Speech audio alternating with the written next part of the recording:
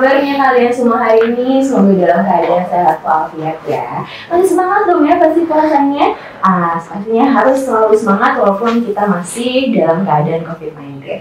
Nah, Tribuners, kali ini kita akan melakukan podcast atau talk show di suatu tempat yang mungkin rada berbeda. Hari ini Nia akan podcast bersama DPM Desa Jabar dalam judul Ngadesa Ngawangkong Sabuderen Desa. Nah, hari ini tentu saja ada narasumbernya. Siapa ayo narasumbernya? Kita kenalan dulu ya sama narasumber satu ini. Assalamualaikum Bapak. Waalaikumsalam warahmatullahi wabarakatuh. Kita udah jaga. Alhamdulillah udah bisa kebuka nih. Dengar ya Pak ya? Dengar. Jarak juga. Oke. Ya. Pak ya udah Alhamdulillah. juga. Alhamdulillah. Boleh Bapak diperkenalkan Bapak ini adalah sebagai apa di DPM Desa Jabar ini Pak? Oke, Tehnia, terima kasih banyak. Tribuners ya? Tribuners. Yang saya banggakan, yang saya hormati, yang saya apa lagi ya?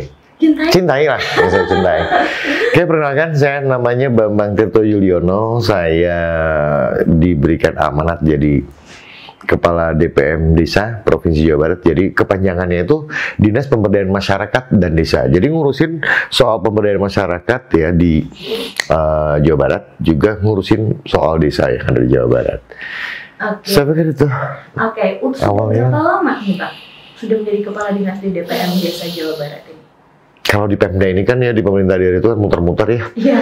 Saya di sini tuh sejak bulan Juli 2020 yang lalu. Sebelumnya Kepala Dinas Energi dan Sumber Daya Mineral. Sebelumnya lagi di Bapeda Provinsi. Sebelumnya lagi di lingkungan hidup. Terus muter-muter. Muter-muter. Muter-muter. Apa sih Pak muter-muter? Sedikit, sedikit. Apalagi bulan puasa tuh tetap semangat harus dong. Harus tetap semangat, tetap semangat. Juga baru dari Pangandaran. Betul. Jadi memang kita ini butuh inovasi ya, yang namanya kita pembangunan di apa namanya di masyarakat ini bisa kita wujudkan manakala kita mesti berinovasi. Selalu ya Pak. Kita mesti ngebangun networking jaringan ya, jaringan betul. Kolaboratif. Kata kuncinya itulah kira-kira. Ya, oke. Pak, untuk pertanyaan pertama nih ya, saya pengen tanya, sebetulnya apa sih Pak yang terbelakangi pembentukan dari DPM Desa sendiri gitu? Oke, jadi gini, Tehnia, teman-teman ya, sahabat yang saya cintai nih, Tribuners ya. Oke, jadi kenapa sih mesti ada DPM Desa? Jadi yang namanya satu negara, ya, satu wilayah itu pasti ada penduduknya, ada masyarakatnya. Masyarakat ini bisa melakukan sesuatu manakala dia bisa tahu harus kayak bagaimana masyarakat ini bisa berdaya, ya kan? Ada teorinya gitu, kira-kira begitu. Yang kedua, dalam satu organisasi, dalam satu wilayah ya pemerintahan begitu, desa ini selalu ada. Ya, desa, kelurahan begitu. Bahkan kalau melihat dari sejarah ke belakang gitu ya, negara itu belum ada. Tapi desa itu sudah ada. Iya. Kira-kira seperti itu. Lebih tua desa umurnya gitu kira-kira. Nah, jadi mengapa ada nomenklatur, ada dinas yang mengurusi tentang pemberdayaan masyarakat dan juga desa? Ya, inilah salah satu di antaranya, bahwa bagaimana masyarakat yang ada dalam satu wilayah pemerintahan itu mampu memberdayakan dirinya untuk mengisi pembangunan, untuk menghadirkan masyarakatnya semua sejahtera. Kira-kira gitu Teh. Oh gitu. Kalau ngomongnya lagi kalau desa itu katanya lebih banyak ya Pak ya dari dulu. Sekarang totalnya ada berapa Pak untuk sendiri di Jawa Barat? Oke, ini perlu juga diceritain nih ya, dikit ya. Boleh Pak. Jadi Jawa Barat itu keren loh. Kenapa keren ya? Pertama, Jawa Barat ini secara geografis ini kan berdekatannya dengan ibu kota negaranya, Tehnya. Berdekatan banget. Kemudian dilihat dari sejumlah penduduknya itu paling banyak loh. Se-Indonesia. Ada 20% penduduk Indonesia itu ada di Jawa Barat. Oh gitu ya Pak? Jumlahnya tidak kurang dari 50 juta jiwa. Wow. 49,6 sekian juta jiwa lah kira-kira. Jawa Barat rata-rata sekarang membludak juga. Itu dia. Nah, itu dia. Ternyata penduduknya banyak juga ya. Salah satu yang antaranya. Apa ya Pak ya? Faktor ternyata di Jawa Barat banyak penduduknya itu Pak. Ya memang kayak gini lah. Jadi Jawa Barat ini yang pasti dekat dengan ibu kota negara. Orang-orang pada pengen bisa bisa berusaha ya, bisa berusaha di sekitar ibu kota negara.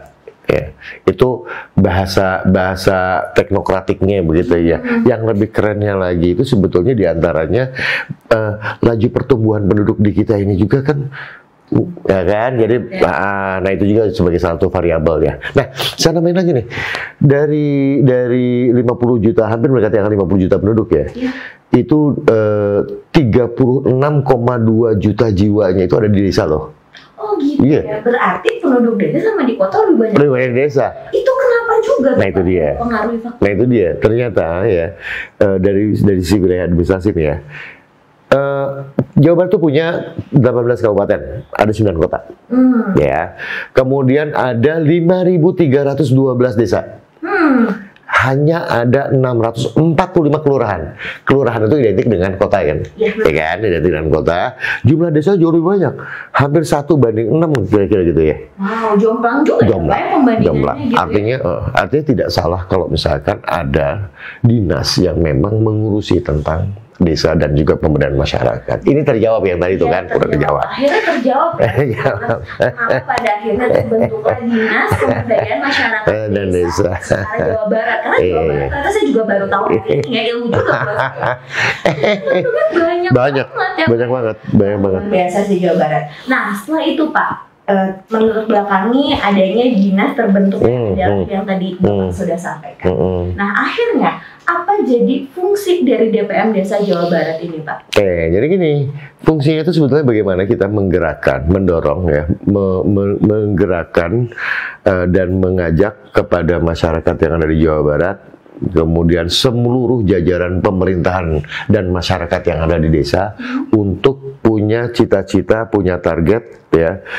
Bagaimana caranya mensejahterakan masyarakatnya, kira-kira begitu gampangnya ya. Betul. Nah kalau dibicara tentang pemerintahan itu kan ada yang namanya rencana 5 tahunan. Ya, rencana 5 tahunan itu diimplementasikan dengan rencana tahunannya dan lain sebagainya. Ya. Poinnya adalah bagaimana ada ukuran-ukuran untuk bisa mensejahterakan masyarakat. Nah, DPM Desa Provinsi Jawa Barat ini kita juga dibantu ya oleh DPM desa yang ada di kabupaten kota, dan kita harus bersinergi bareng-bareng, ya kan? Bagaimana masyarakat yang ada di desa ini ya, yang notabene berada di wilayah kabupaten dan ada di kota Banjar, ya, ini bagaimana kita melakukan sinergi di semua level pemerintahan. Ceritanya gitu. Memang agak unik kalau yang namanya pemerintahan ya. Ada pemerintah pusat, ada pemerintah provinsi, ada pemerintah kabupaten kota, dan ada pemerintahan desa. Bagaimana semua level ini bisa bersinergi? Satu. Yang kedua, pembangunan kita di Jawa Barat ini ya, saya pikir semuanya sama, tetapi di Jawa Barat yang dituangkan dalam dokumen perencanaan 5 tahunan ya, kepemimpinan Ridwan Kamil dan Bau, begitu Pak Ridwan dan Bau, ada konsep bisa akselerasi pembangunan, bisa terwujud visi Jawa Barat. Ya, Jawa Barat juara lahir batin dengan inovasi dan kolaborasi, kayak ya. Ada 2 kata kunci, inovasi dan kolaborasi, kayak ya. Nah ini bisa diwujudkan manakala salah satu di antaranya adalah kita harus melakukan strategi pentahelix. Pentahelix itu apa sih? Pentahelix apa? Kata yang baru buat saya. Saya sih jadi banyak belajar sama Bambangnya. Karena menurut saya sebagai milenial ya, untuk ngomongin desa mungkin stereotipnya belum terlalu biasa. Kalau saya mah apa kolonial mungkin ya? Kolot milenial. Iya, kalau buat kita mungkin ya, maksudnya siapa generasi milenial atau teman-teman revolusi menganggap desa, ya udah desa aja. Mungkin apa sih desa gitu, urusan kota gitu ya. Bener. Nah akhirnya bisa dijelasin lagi nggak Pak? Desa itu sebenarnya punya. Iya. Oke, jadi gini. Lagi-lagi cerita desa, ya. Lagi cerita desa. Nah, kita ini nggak bisa menghindari dengan bencana non alam ya, pandemi COVID-19 nih. Dari mulai bulan Februari yang lalu kan ramai itu tahun 2020. Nah, ternyata memberikan dampaknya itu luar biasa loh. Sampai dengan keterpurukan ekonomi. Iya, Oke ya. banget ya Pak ya. Berasa banget. Kalau misalkan kita hitung-hitungan secara teoritis gitu ya, data yang keluar yang dikeluarkan oleh Badan Pusat Statistik ya BPS Jawa Barat, keterpurukan ekonomi itu sampai dengan di awal-awal sampai dengan minus 4,9. Artinya sudah tidak ada lagi pertumbuhan ekonomi. Iya. Itu semua. Secara nasional pun juga sama, dunia pun juga sama. Oke ya. Nah, ternyata beberapa program yang kita masukin ya, yang kita intervensi di desa. Iya. Ya. Jadi kembali lagi kita membangun satu ketahanan desa. Nah, basisnya lokusnya ada di desa dan itu bisa cukup membantu. Ya, bisa cukup membantu. Pertumbuhan ekonomi kita masih minus, tetapi sudah di angka minus 2,4. Oh, udah. Ya kan? Udah mulai tuh, udah ada kemajuan ya. Nah, sekarang semuanya itu basisnya ada di desa.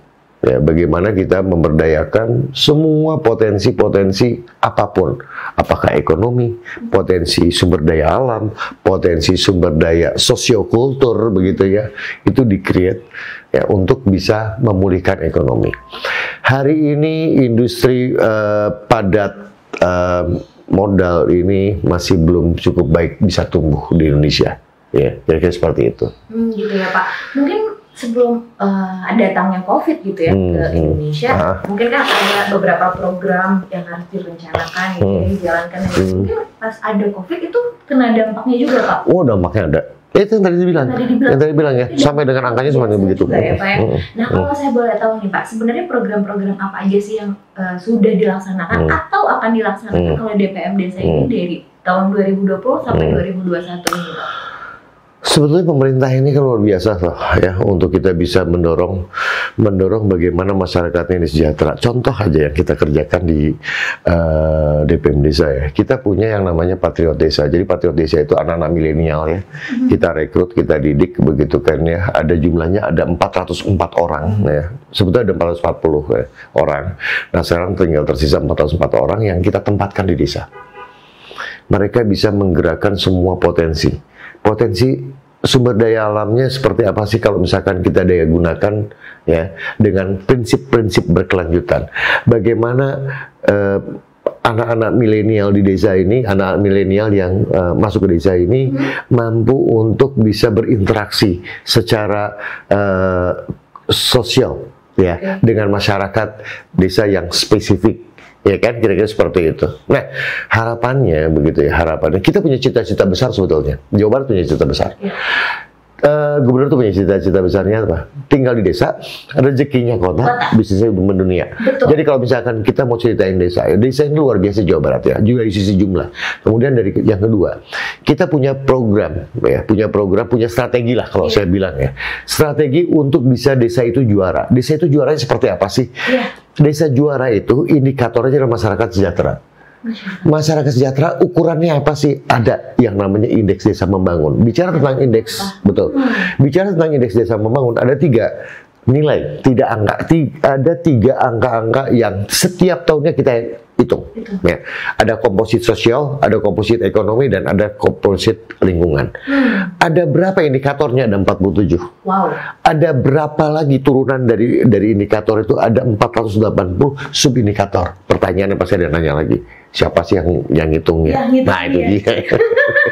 Iya ya, ternyata segini Pak. Saya pikir ternyata apa namanya perhitungan kesejahteraan masyarakat di desa itu tidak serumit itu ya. Betul. Nah, parameternya ternyata banyak. Nah, untuk sekarang nih, berarti kan program-programnya sedang dilaksanakan, ada yang sudah terlaksana. Nah, untuk tanggapan sendiri dari masyarakat di desa Jawa Barat ini gimana Pak? Betul nih ya, ini juga belum kejawab semuanya. Jadi yang tadi saya bilang ya, desa juara ya. Cita-cita kita bagaimana kita bisa mensejahterakan masyarakat desa. Kira-kira begitu ya. Nah, ada 3 strategi. Strategi yang pertama itu bagaimana kita menggerakkan yang namanya gerakan membangun desa.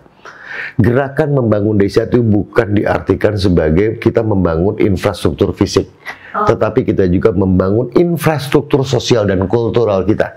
Ya. Satu. Strategi yang kedua, bagaimana kita menghadirkan yang namanya One Village One Company. Jadi sebuah gerakan dalam satu desa itu ada lembaga keekonomian yang bisa menggerakkan potensi ya, ekonomi ya. Yang ketiga, strategi ketiga yang namanya desa digital. Jadi apapun ceritanya kita sudah tidak bisa menghindar dengan era digitalisasi. Ya, sekarang udah 4.0 ya.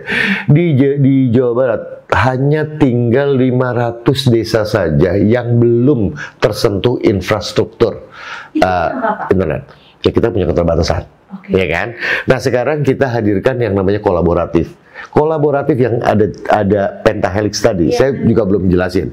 Pentahelix itu ada pemerintah di sana, ada unsur dunia usaha, ada unsur akademisi, ada unsur media, ada unsur juga komunitas. Ini mesti punya visi yang sama, kita mesti bareng-bareng untuk melakukan, untuk mendapatkan tujuan yang sama. Kira-kira begitu. Nah, kemarin saya ke Pangandaran. Ke Pangandaran itu dalam rangka bagaimana kita mengakselerasi daerah-daerah yang blank spot. Ya, yang 500 tadi ya, blank spot, kita kolaborasikan dengan dunia usaha. Jadi kita hadirkan ada operator ya, ada operator, kemudian operator seluler ya, begitu. Kemudian juga ada perbankan begitu dengan badan usaha milik desa. Ya, badan usaha milik desa juga sesuatu nih ya. Badan usaha milik desa yang dimiliki oleh pemerintahan desa, yang dia memang hadir untuk bisa bisnis ya,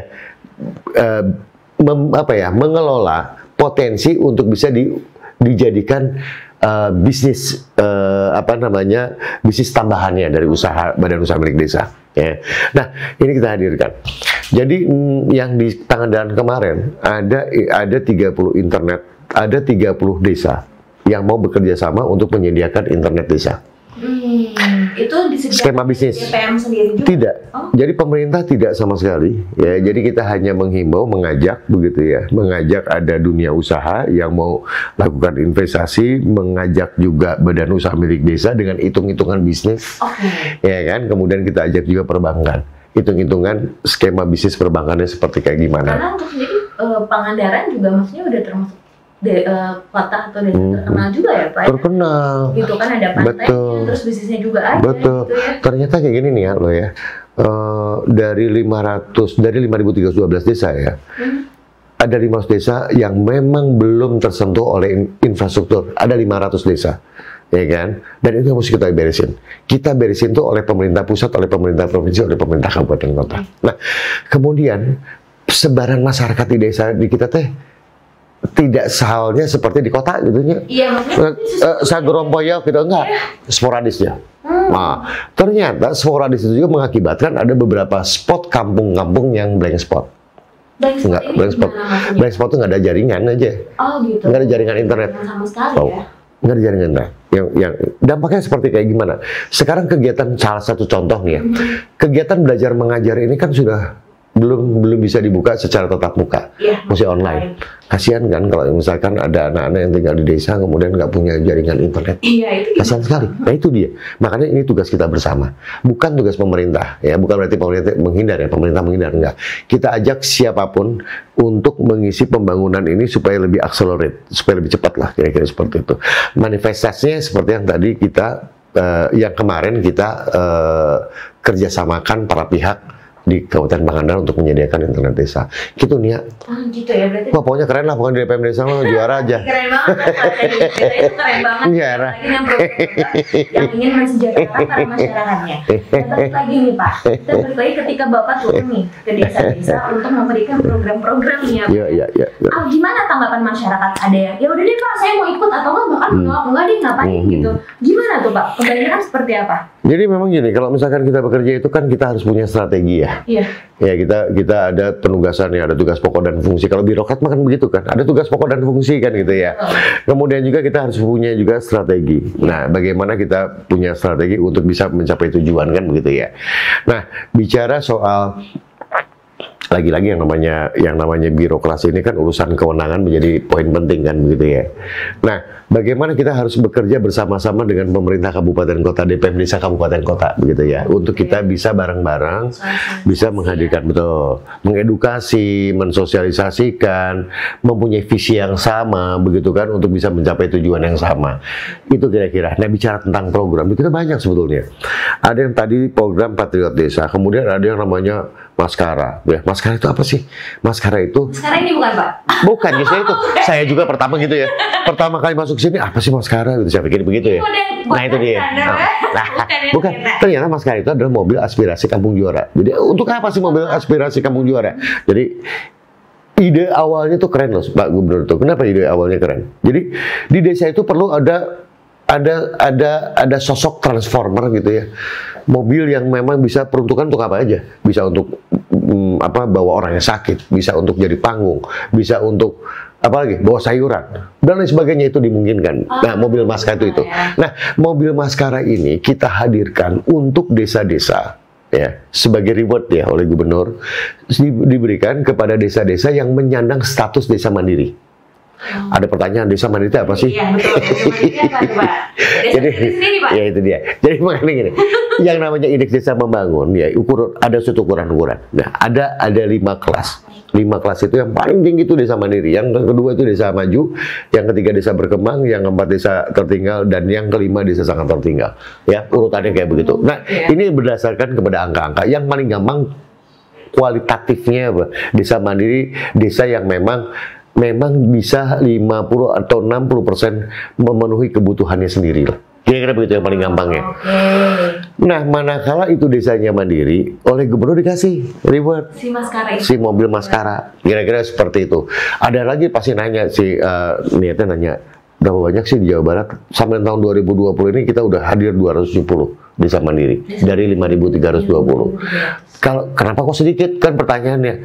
Ini tidak simpel, tetapi kita punya formulanya. Kira-kira begitu. Yang tadi ada 480 sub-indikator ini yang harus kita ukur. Tadi belum dijawab juga sih.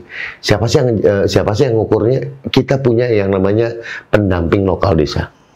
Kayak kepala desa dan bukan. Beda. Pendamping lokal desa itu anak-anak milenial juga ya, yang mengendorse ya, artinya memberikan pendampingan kepada desa, begitu, termasuk kepada pemerintahan desa begitu ya, dan termasuk diantara dia punya tugas bagaimana mengukur, menilai, mengasesmen lah bahasa keren namanya, mengasesmen 480 poin itu, kira-kira begitu. Itu banyak juga ya. Wah, luar biasa. 180 poin itu ya wajar sih, dari 5.000-an itu ternyata baru desa mandiri ini baru 200-an ya. 220 ya? 270 270 tahun 2020. Ya, dilihat atau saya dengar sendiri karena penilaiannya banyak ya wajar ya Pak ya. Ternyata nanti ada pertanyaan lagi. Kalau tahun 2021 berapa? Ya berapa Pak? Mendekati angka 500 ya. Oh udah sampai seperti itu. Berarti setahun optimis. 300 setahun gitu ya. Saya optimis, kita optimis. Berarti untuk desa-desa sendiri itu Pak, Insya Allah. punya program sendiri-sendiri juga. Ya, jadi gini, maksudnya gini. Dari 480 subindikator ini sebetulnya ini bisa kita intervensi, dan intervensinya itu mesti bareng-bareng. Kita harus punya visi yang sama. Bicara tentang pemerintahan itu kan ada kewenangan, ada urusan kewenangan pusat itu sampai dengan sejauh mana, kewenangan provinsi sampai sejauh mana, kewenangan kabupaten kota seperti kayak bagaimana. Nah, kita mesti bareng-bareng ya. Bagaimana kita menginginkan dari satu desa yang angkanya tertentu itu kita intervensi sehingga dia mampu memenuhi kriteria untuk masuk kategori desanya mandiri. Kira-kira seperti itu. Seperti itu ya.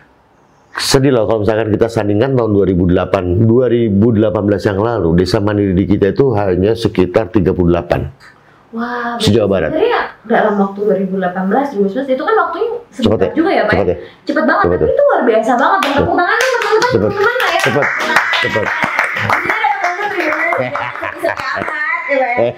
Oke Pak, setelah itu terus saya mau nanya dong Pak, milenial di desa-desa itu Pak, apakah mereka tetap atau stay di desa atau mereka lebih milih ke kota Pak? Ini penasaran banget saya sebenarnya.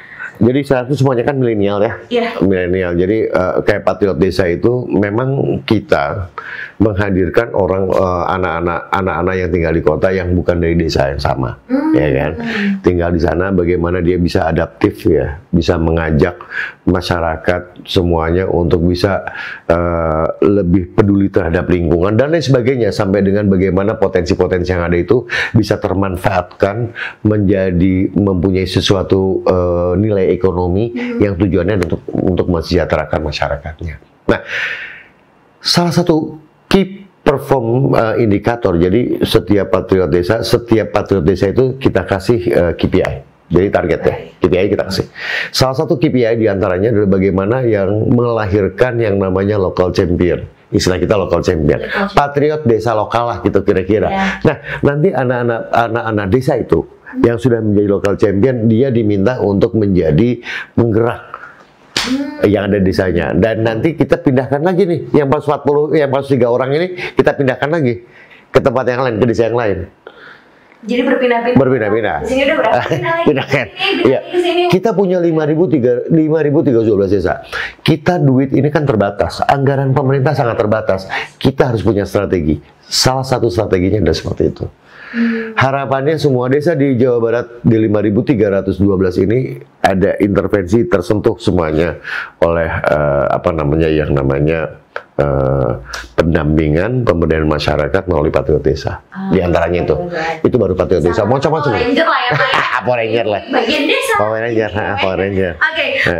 Pertanyaan berikutnya nih, bagaimana dengan kapasitas kelembagaan kehidupan sosial dan budaya di pedesaan saat ini, Pak? Jadi kita zaman dulu itu kan gini ya, zaman dulu kan punya ide gotong royong. Gotong royong. Ya. Ternyata tidak kalah, gotong royong itu ada di desa. Ada di desa. Masih ini ya Pak ya, gotong royong. Nah, kultur di sana itu luar biasa bagus gitu kan. Dan ini kekeluarganya tinggi. Keluarganya tinggi. Nah ini harus kita bangun. Dan itu harus kita bangun. Ya. Dan ini salah satu tugas kita. Secara bersama-sama begitu kan, bagaimana kita mengajak masyarakat, kita mengajak pemerintahan desa itu untuk kita mempertahankan ya yang namanya kultur kita itu, kultur gotong royong diantaranya ya, untuk kita bisa sama-sama dalam kerangka mewujudkan masyarakat yang sejahtera. Kayak begitu. Semua ujung-ujungnya ke bagaimana membangun, menghadirkan yang namanya masyarakat sejahtera. Iya, berarti ukurannya itu aja. Ukurannya itu. Ada, walaupun di sini ada DPM Desa Jawa Barat yang ikut membantu para warga di desa, tapi sebenarnya untuk masyarakat desa juga harus ikut. Sebenarnya gini ya, yang paling partisipasi. Betul. Jadi gini sebetulnya tugasnya pemerintah ya. Tugas pemerintah simpel. Pertama, bagaimana mensejahterakan masyarakat, bagaimana menghadirkan kesejahteraan masyarakat dengan 3 prinsip: keadilan, pemerataan, ya, dan kekhasan. Cuma 3 variabel itu. 3 ini ya, 3 dengan tujuan yang satu dikembangkan menjadi banyaklah undang-undang dasar lah, macam-macam undang-undang, banyak regulasi, peraturan daerah dan lain sebagainya. Itu hanya menjabarkan dari amanat yang tadi diatur di dalam Undang-Undang 23 tahun 2014 tentang pemerintah dan pemerintahan desa. Oh gitu ya, ternyata sebenarnya buat mensejahterakan sebuah desa itu sebenarnya sulit juga ya Pak ya, dengan banyaknya aturan-aturan, program-program gitu ya. Terus tapi ada satu prinsip buat anak milenial gini, kita ini kan udah hidup udah susah nih, ya kan, bener nggak? Iya. Kita udah susah. Kita jangan bikin susah, jangan pernah dibikin susah, tapi kita harus taat asas. Poinnya itu, ya. Kita taat asas, kita jangan mempersulit diri. Sesuatu itu pasti ada solusinya. Iya. Selesaikan. Sebenarnya rata-rata sekarang itu simpel aja. Tapi rata-rata orang mau belok aja dulu, gitu ya, putar-putar jalan-jalan dulu gitu ya Pak. Oke, bahas selanjutnya. Pertanyaan selanjutnya nih Pak. Tadi Bapak bilang ada memajukan secara perekonomian juga untuk warga desa ya Pak.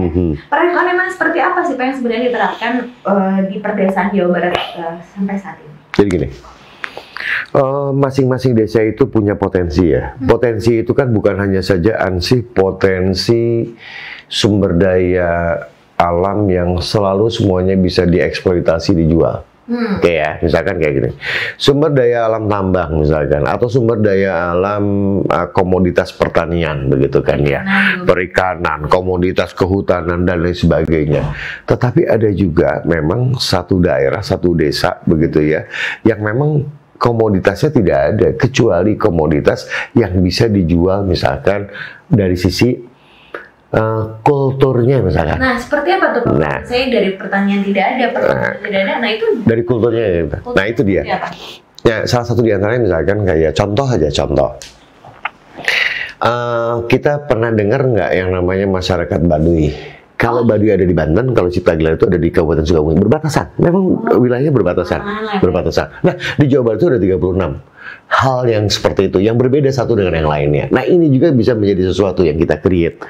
Dan kita, pemerintah provinsi dan pemerintah kabupaten, punya komitmen bahwa kearifan lokal, kultur dan kearifan lokal itu bisa menjadi sesuatu yang mempunyai nilai ya buat masyarakat dan yang juga mempunyai nilai buat buat masyarakat luas lah. Iya, betul. Ya kan kira-kira begitu. Salah satu diantaranya adalah kita akan mencoba mendorong bagaimana kearifan lokal, kultur dan kearifan lokal itu menjadi destinasi wisata misal. Destinasi wisata. Kita create sedemikian Untuk rupa. Masyarakat yang ada di tempat itu sendiri mau diajak bekerja sama? Oh iya dong, harus dong. Jadi kita tetap. Kita nggak Pak tuh, karena Baduy masih cakupan di sini juga Iya. Karena kan kita mungkin sering banyak tahu juga kalau Baduy itu sangat sulit dimasuki, bahkan untuk jadi wisata juga kayaknya sulit juga, mereka tidak mau menerima orang lain lah ya. Jadi gini, jadi kita dengan budayawan, jadi gini nih ya, kita tahu dengan teman-teman budayawan ya yang ada di Jawa Barat.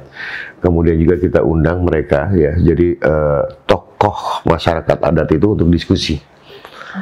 Kayak kita diskusi, kemudian kita maunya seperti apa dan lain sebagainya, dan kita harus move on, tetapi kita tetap harus juga taat dan patuh terhadap tatanan yang sudah dijadikan mereka ya, adat mereka lah. Kira-kira begitu, kita cari titik tengahnya. Kita cari tengah. Solusi kita harus loh. Kita harus. Oke. Nah sejauh ini bagaimana? Ada istilahnya gini, saya baru ingat. Batu turun kesik naik gitu, kira-kira gitu. Analoginya itu batu turun ke sik naik. Jadi punya keinginan setiap kita menyelesaikan satu masalah itu pasti akan terjadi dinamika. Ya kan? Tidak akan pernah mungkin kita ingin menyelesaikan satu masalah tidak ada dinamika. Bagaimana caranya win-win solusi itu? Keinginan ini kita turunkan, keinginan yang lainnya kita naikkan menjadi ada satu ketemu frekuensi yang sama. Kira-kira begitu. Yang penting saling menguntungkan. Saling menguntungkan. Namanya menguntungkan buat masyarakat lagi-lagi ya. Gitu ya. Dengan ada program DPR berjalan dengan lancar, terus untuk masyarakat di sana juga ikut terbantu juga ya dari sisi segala hal gitu ya Pak. Nah, terus gimana nih Pak, sejauh ini gimana kapasitas pemerintahan desa dan kelurahan di perdesaan Pak? Jadi memang gini ya, kalau kita lihat trennya itu makin baik ya. Jadi saya ingin sedikit cerita aja dulu, bicara tentang desa. Desa itu sebetulnya nggak ada bedanya dengan negara kita. Ya, nggak ada bedanya dengan kabupaten. Mereka dipilih kok oleh rakyatnya, kira-kira begitu ya. Cuman bedanya kalau kabupaten itu skalanya lebih gede, negara itu skalanya lebih besar, begitu desa skalanya kecil. Kira-kira begitu. Nah, bagaimana dengan karakteristiknya desa ini? Kita ingin mempunyai visi yang sama untuk membangun, untuk bisa mensejahterakan masyarakatnya, kira-kira seperti itu. Nah, kalau dibandingkan dengan beberapa tahun ke belakang, performance dari desa itu trennya bagus ya, naik.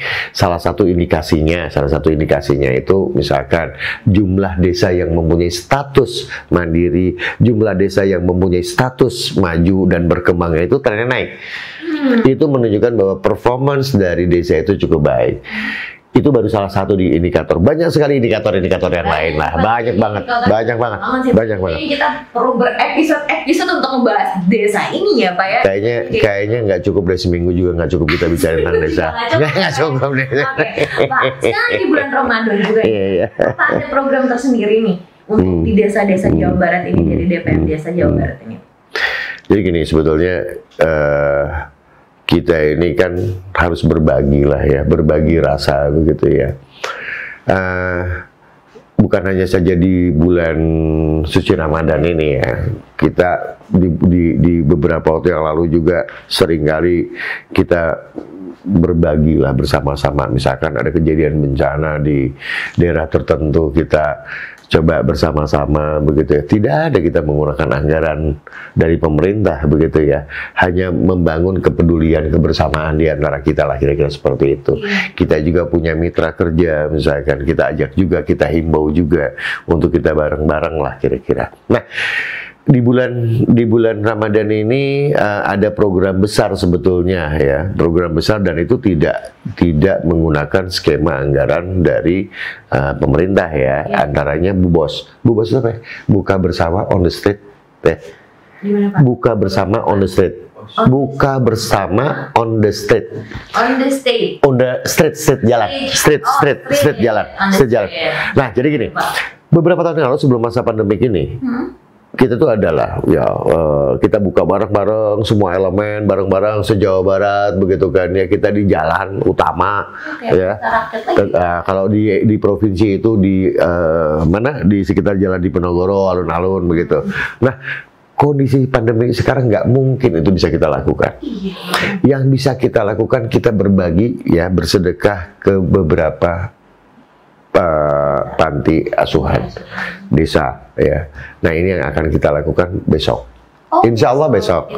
Insya Allah besok. Lancar ya Pak ya? Insya Allah besok jam berapa? Jam 10 kalau nggak salah ya. Jam 10 pagi. Mana itu Pak? Di Bandung ada beberapa. Di Bandung dan beberapa kota lainnya. Bandung dan Cimahi lah. Bandung Cimahi.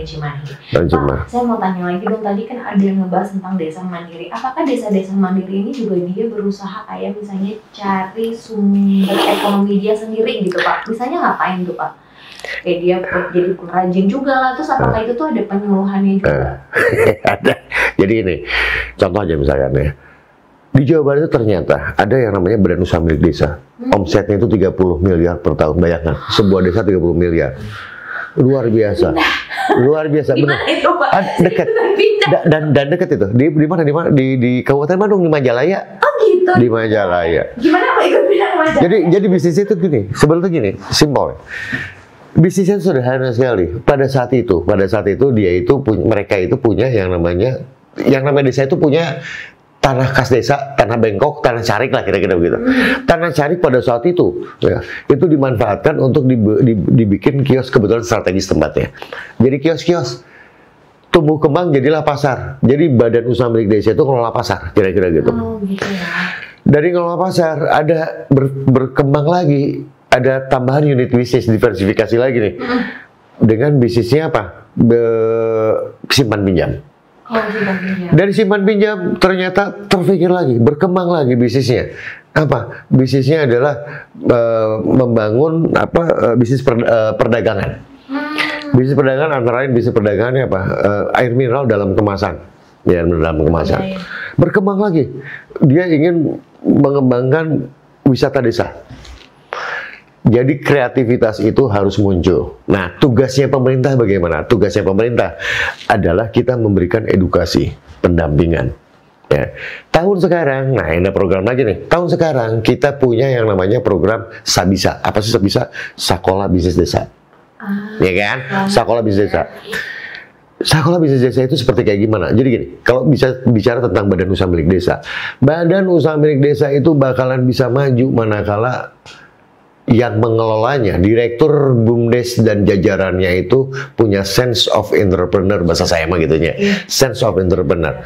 Nah, kemudian kepala desanya juga harus keren, harus berpikirnya kreatif juga ya, kreatif, kira-kira seperti itu ya. Mesti punya juga rasa punya sense of entrepreneur juga, sehingga Sabisa ini kita hadirkan kepala desa dan direktur BUMDes itu bareng, dikasih pemahaman lah. Ya, pemahaman bagaimana kita ingin membuat bisnis ya, atau bisnis plan lah. Bisnis plan dari mulai kita punya cita-cita, kita punya keinginan apa, kita ngitung mundur, kita balik. Kita punya potensinya apa, kita punya cita-citanya apa, potensinya apa, nanti kita kolaborasikan.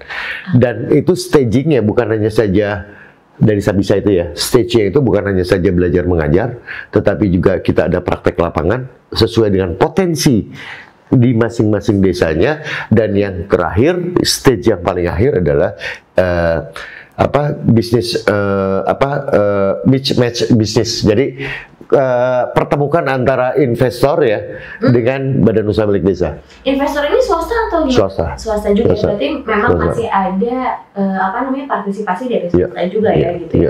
Berarti banyak sekali ruang lingkup yang membantu untuk memajukan desa ini ya Pak? Ada lagi program lagi yang baru. Apa itu?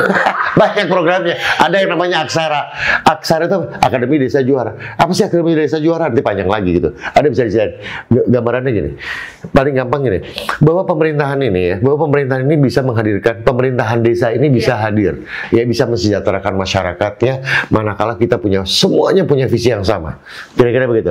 Tadi ada yang namanya Sabisa, Sekolah Bisnis Desa. Ini ada Aksara. Aksara itu Akademi Desa Juara. Apa sih yang kemudian diadakan? Apa sih sebetulnya? Yang namanya pemerintah desa ada yang namanya BPD, Badan Pertimbangan Desa. Ya, Badan Pertimbangan Desa itu adalah DPRD-nya lah kira-kira gitu, DPR RI-nya lah. Tadi kepala desa itu adalah eksekutifnya, ini adalah legislatifnya. Nah, ini diberikan pembekalan juga. Bagaimana kita mengelola tata kelola pemerintahan itu seperti apa sih sebetulnya? Bagaimana kita memberdayakan masyarakat? Bagaimana kita memberdayakan semua resources yang ada di desa? Kira-kira begitu. Diberikan pembekalan. Turunan dari aksara itu salah antara lain adalah Sabisa. Antara lain ada lagi nanti yang namanya Talesa. Apa tuh Talesa? Talesa itu pusat digital ekonomi desa. Oh, jadi mungkin ada bisnis-bisnis di desa itu dibawain di online gitu ya, Pak ya? Bisnis online gitu. Betul. Ada Talesa, nanti ada Sadewa, macam-macam itu. Sadewa apa? Sadewa itu adalah pusat digital energi warga. Jadi sebetulnya banyak sekali potensi-potensi ya yang bisa menggairahkan ekonomi yang ada di desa lah, kira-kira begitu. Iya, intinya tuh bisa maju, semuanya harus bersinergi itu ya Pak, dari kuncinya itu. Dari kepala desa, dari pemerintahan. Simplifikasinya gini, gitu ya? Simplifikasi gini nih ya. Bagaimana kita bisa melakukan inovasi dan bagaimana kita membangun networking, berkolaborasi. Iya betul sih Pak, itu kuncinya itu. Banget ya, nggak cuma di pemerintahan aja betul ya. Kayak pribadi juga harus banyak networking gitu. Iya, benar. Nah Pak, untuk sampai 2021 itu berarti semua program yang tadi Bapak telah sebutkan itu sudah dijalankan ya Pak? Ya, ada yang sudah dijalankan dan ini masih terus berproses. Jadi kita tidak akan pernah berpikir dan tidak akan pernah puas dengan hanya memberikan program. Kita tetap harus kita lakukan evaluasi.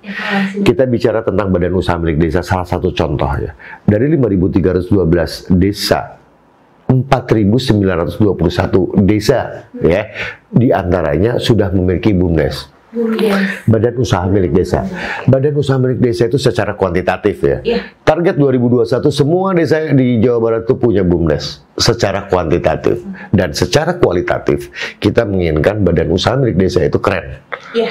Kerennya harus keren. Kenapa? Ternyata yang tadi saya ceritain nih, di Jawa Barat ini ternyata ada juga badan usaha milik desa dengan omsetnya 30 miliar per tahun.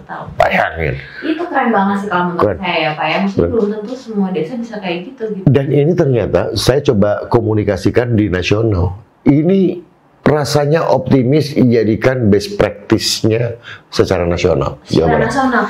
Mungkin untuk provinsi-provinsi lain mungkin belum bisa sampai mungkin ya, nah, maksudnya di nasional mungkin gitu betul ya, tahu jadi salah satu contoh mungkin ya Pak.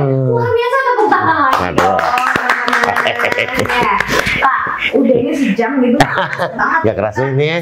Ternyata menarik banget gitu ya Pak ya. Iya benar-benar ya. Ada closing speech nih dari Bapak untuk kita semua Tribuners untuk lebih tahu lagi tentang DPM Desa Jawa Barat ini Pak.